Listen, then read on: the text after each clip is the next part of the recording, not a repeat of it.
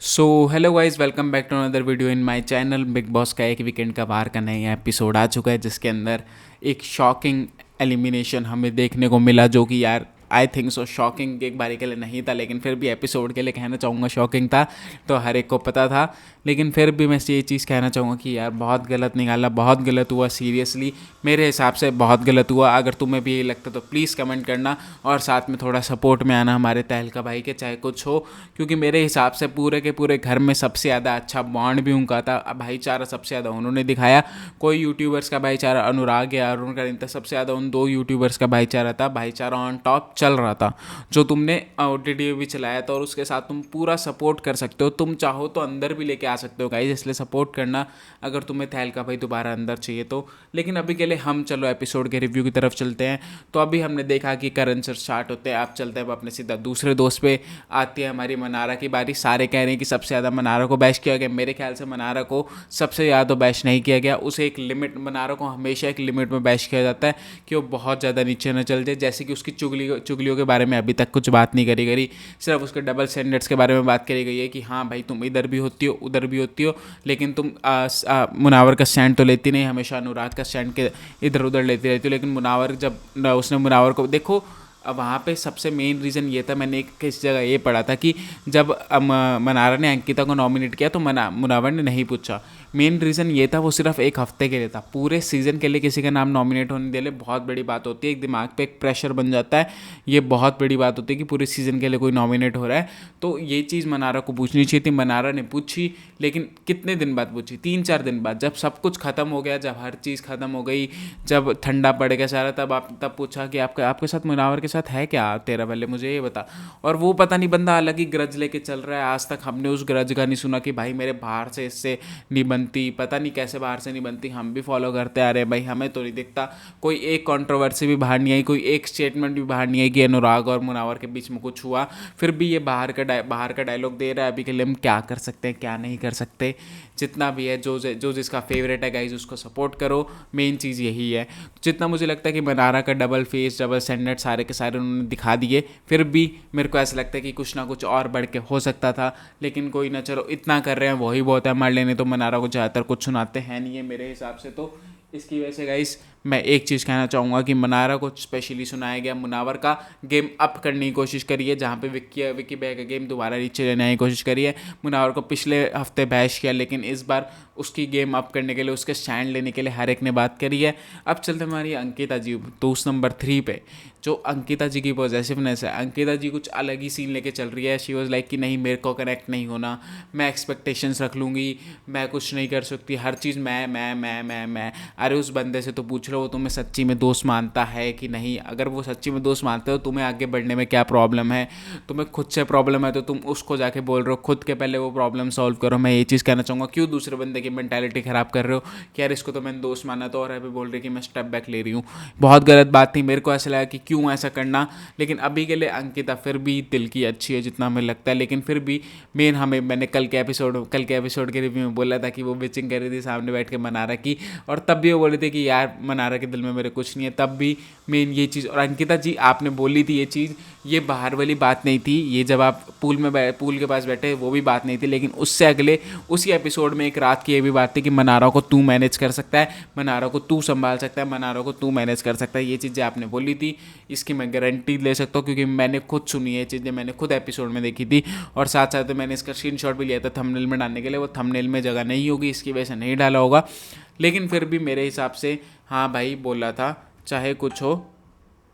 ये मेन चीज़ है गाइस कि जितना मुझे लगता है कि अभी के लिए सबसे ज़्यादा बढ़िया चल रहा है। मुनावर का गेम दोबारा अप करने की कोशिश करी है। फिर हमारी रिंकू जी, उसके बाद आती है रिंकू जी, फिर बोलती है रिंकू जी, जब ख़त्म होती है सारी बात तो रिंकू जी मुनावर को बोलती है can I talk to you for a second.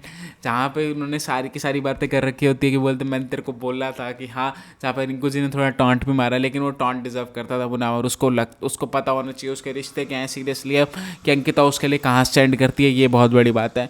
अब चलते हैं हमारी विक्की भैया के बारे में। जो विक्की भैया और सना के बारे में हुई, जो कि मेरे को लगता है कि विक्की भैया की बेचारी गेम बहुत एक्सपोज करी जा रही है, लेकिन जो गेम है ही नहीं उनकी, जो गेम उनकी चीज़ है ही नहीं, उनको बार बार नीचे दिखाए जा रहे हैं। लेकिन सीरियसली विक्की भैया को नीचे दिखा रहे हैं तो हमारी रिस्पेक्ट भी विक्की भैया के लिए उतनी ऊपर जा रही है। तुम जितना नीचे दिखाओगे हम उतने वोट्स देते रहेंगे, चाहे जो भी हो। वो बॉटम 2 में नहीं थे, सबको पता है, जानबूझ के बोला गया वो बॉटम 2 में थे। बॉटम 2 में विक्की भैया गारंटी नहीं थे, इसकी मैं लिख के दे सकता हूँ। और सीरियसली अब इसके बाद विक्की का सपोर्ट और बढ़ जाएगा, क्योंकि विक्की उस पर्सपेक्टिव में हमेशा नहीं बोल रहा था और सिर्फ वही बंदा एक दिमाग से, मतलब मास्टरमाइंड की तरह गेम खेल रहा था, एक्सेप्ट मुनावर। क्योंकि मुनावर की बात अलग है, जहाँ पे वो बंदा विदाउट बैकग्राउंड, विदाउट मान लो तुम ये सब वो बिजनेस, लेकिन उसके अंदर दिमाग भी बहुत है ना, बिजनेस पर्सन है तो दिमाग रहता ही रहता है। लेकिन अभी के लिए देखा है तो विक्की भाई की क्यों गेम करी जा रही है, खोली जा रही है, मेरे को ऐसा लगता है कि नहीं, बहुत गलत हुआ। विक्की भाई की गेम इतनी नहीं खुलनी चाहिए थी, लेकिन फिर भी अगर अब गेम खुल गई तो अब वो और बेटर आ सकते हैं, मेरे को ऐसा लगता है कुछ ज़्यादा बेटर आएंगे, बिल्कुल एक विनर क्वालिटी आएंगे विक्की भाई अगर अब जो बाहर निकल के आएंगे। मेरे को ऐसा फीलिंग आ रही है अंदर से कि अब जो विक्की भाई आएंगे वो पूरे के पूरे विनर क्वालिटी आएंगे, पूरे डंके की चोट पे लड़ाइयाँ करेंगे, साथ साथ में सामने सामने बोलेंगे कि हाँ भाई क्या प्रॉब्लम है क्या नहीं है। फिर करते हैं हमारी सना की, जो मेरे को लड़ाई के बारे में बात करेंगे, जिसमें मुझे लगता है कि हाँ लड़ाई में सबसे ज़्यादा गलती ही मेन अभिषेक की थी, सबसे ज़्यादा गलती अभिषेक की थी पूरी लड़ाई में। मुझे अच्छी तरह याद है, मैंने अच्छी तरह से सुना था, क्योंकि मैंने बार बार ये ट्वीट्स पढ़े थे, बार बार ये पोस्ट देखे थे कि कैसे हुआ कैसे हुई लड़ाई, तो मैंने सोचा अच्छी तरह मैं सुनूँ तभी तुम्हें बता पाऊँगा, इसलिए मैंने अच्छी तरह सुना। वो सो रहे थे जाके, अरुण भाई ने स्पेशली वहाँ से पूल के पास से उठ के गए, जहाँ पे अभिषेक ने बोला कि अंकिता जी भी सो रही है, ईशा भी सो रही है, उसको भी उठाना जाके। और अगर मैं ये चीज़ मेन कहना चाहूँ, ये चीज़ मेन मैं करना चाहूँ कि जब अंकिता जी को उठाना हुआ तो अरुण भाई ने सीधा विक्की भाई को बुलाया कि विक्की भाई आप अंकिता जी को उठा दो। अगर चिंटू जाग रहा होता तो अरुण क्या करता हमारा भाई कि अरुण रहता चिंटू को, अरुण चिंटू को बोलता चिंटू उठा दे यार इसको, ऐसे सोना वो कुकड़ू बच गया, सिंपल बात है। लेकिन वहाँ पे फाइट इंस्टिगेट भी अरुण ने नहीं करी थी, फाइट इंस्टिगेट ईशा ने करी, और अभिषेक फालतू का बीच में आया, जहाँ पे अरुण चिंटू को बोल रहा था कि यार उठाओ उसको। और मेरे को ऐसा लगता है कोई भी डिसरिस्पेक्टफुल चीज़ उसने नहीं बोली, वो उसको बदतमीज़ बोल रही थी ईशा, तो वो बदतमीज़ औरत बोल सकता है चाहे कुछ हो, मेरे को इतना फ़र्क नहीं पड़ता। अगर तुम्हें इक्वालिटी खेलनी है तो फिर खेल लो मेरी तरफ से। तो पूरे शो के अंदर अगर तुम बोलते हो मैं एज अ कंटेस्टेंट देखता हूँ, एज अ कंटेस्टेंट देखती हूँ, तो देखने के लिए ये चीज़ सुनने के लिए भी रेडी रहो जो तुम बोलते हो। अगर तुम बदतमीज़ बोल सकते हो तो बदतमीज़ औरत भी सुनने के लिए रेडी रहो, ना कि किसी पे ये एलिगेशन लगाने के लिए रेडी रहो कि भाई बदतमीज़ है एक नंबर का, बहुत तमीज़ नहीं है बात करने की। ज़रा इस चीज़ को सोच लिया करो, पहली बात तो मैं ये कहना चाहूँगा। लेकिन फिर भी जितना मुझे लगता है कि अभिषेक का फाइट में आना सबसे बेकार था, सिर्फ वो फाइट में ना आता तो तहलका के साथ कुछ ना होता, और तहलका ने अपने दोस्ती का साथ लिया चाहे कुछ हो। ऐसा देखो पूरा का पूरा ये बिग बॉस वाली टिपिकल दोस्ती नहीं थी, ये बाहर की सच्ची दोस्ती थी, जो दिल्ली वाली अगर आप कह सकते हो, जो पूरी जो सच्ची दोस्ती होती है कि तेरा मैटर हुआ तो मैं आऊँगा खड़े होके चाहे कुछ हो। यहाँ पे बिग बॉस हो, बिग बॉस ने खेलने आए थे, बिग बॉस की स्ट्रैटेजी डिस्कस नहीं करने आए थे, वो गेम खेलने नहीं आए थे। अगर वो गेम खेलने आए थे तो पहले ही डिसाइड करके बात कर रहे होते कि देख मेरे इंडिविजुअल मैटर में तू नहीं आएगा, तेरे इंडिविजुअल मैटर में मैं नहीं आऊँगा, नहीं तो हम मिक्स हो जाते हैं और फिर हमें सुनने को मिलता है। बिल्कुल नहीं ऐसा था, उन्होंने अच्छी बिल्कुल एक प्योर दोस्ती करी थी कि हाँ भाई जब असली दोस्त कोई होता है, मेरे दोस्त का मैटर हुआ चाहे कुछ भी मैटर हो, फ़र्क नहीं पड़ता, मैं बीच में आऊँगा, मैटर नहीं करता। वैसे ही जैसे बाहर दोस्तियाँ निभती है, बाहर सच्ची दोस्तियाँ जैसे निभती है, वैसी उस बिग बॉस घर के अंदर ऐसी एक सच्ची दोस्ती उन्होंने निभाई। और तहलका भाई ने स्पेशली स्टैंड लिया कि उन्होंने सिर्फ बोला था कि अरुण के मैटर में बीच में मत आएगा।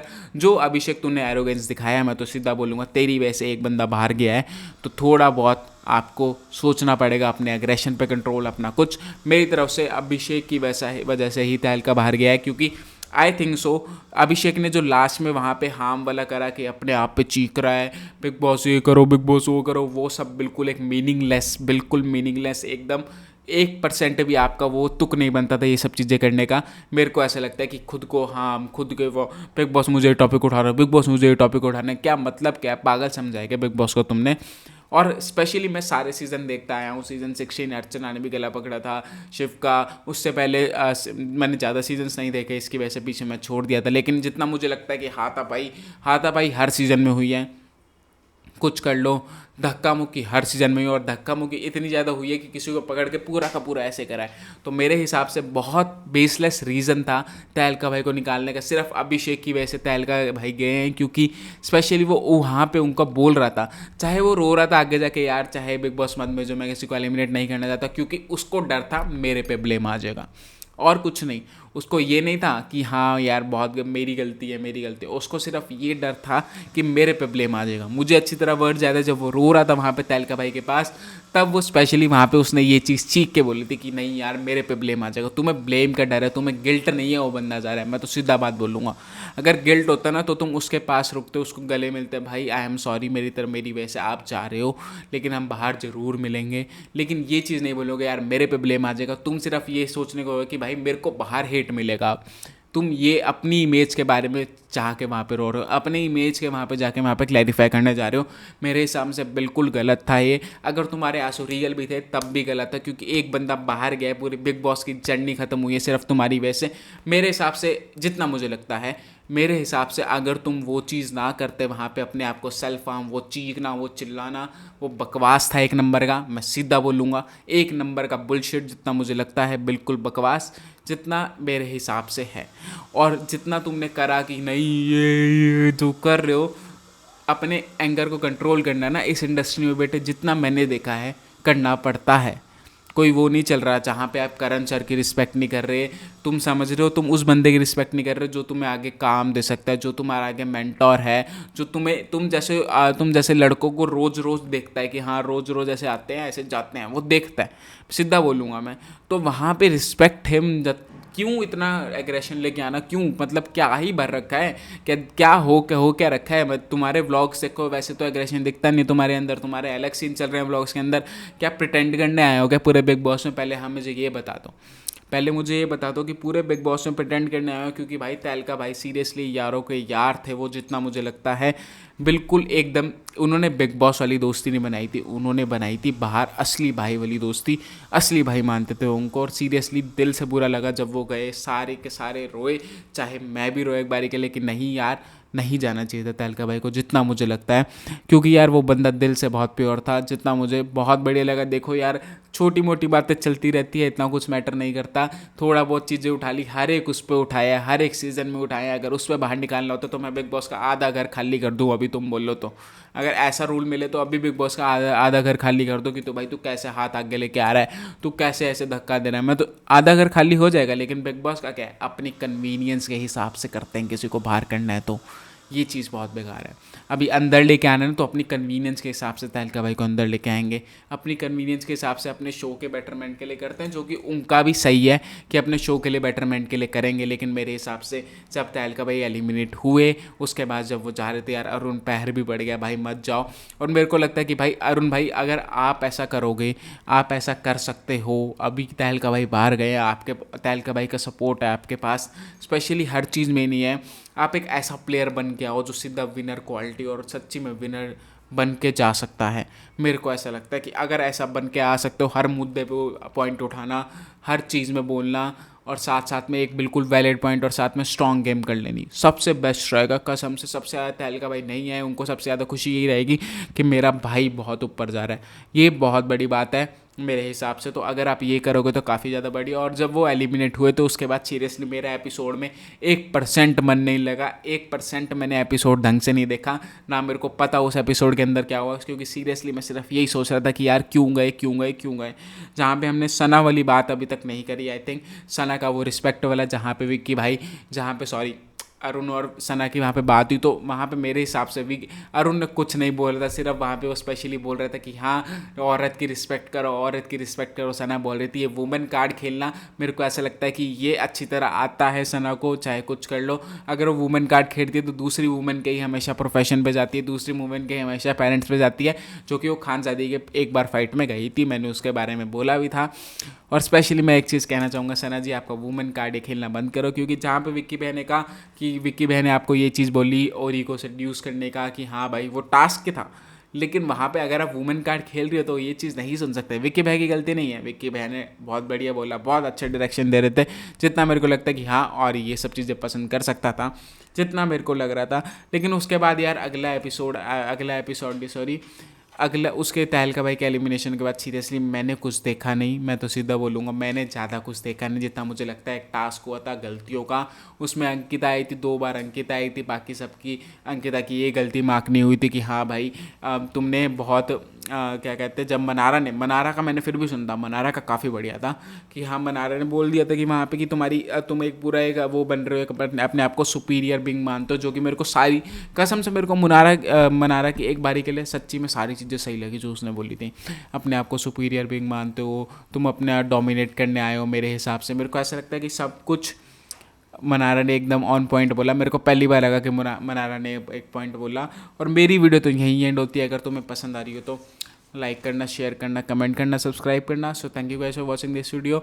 और अगर तुम्हें तहलका भाई दोबारा अंदर चाहिए तो प्लीज़ ट्विटर पे सपोर्ट दिखाओ, कुछ भी करो, कुछ भी कर सकते हो तुम्हें पता है अगर तुम सपोर्ट दिखाओगे तो बंदा आ सकता है वापस, तो शायद आ जाए, तो सपोर्ट दिखाना शुरू कर दो। सो बाय बाय गाइस।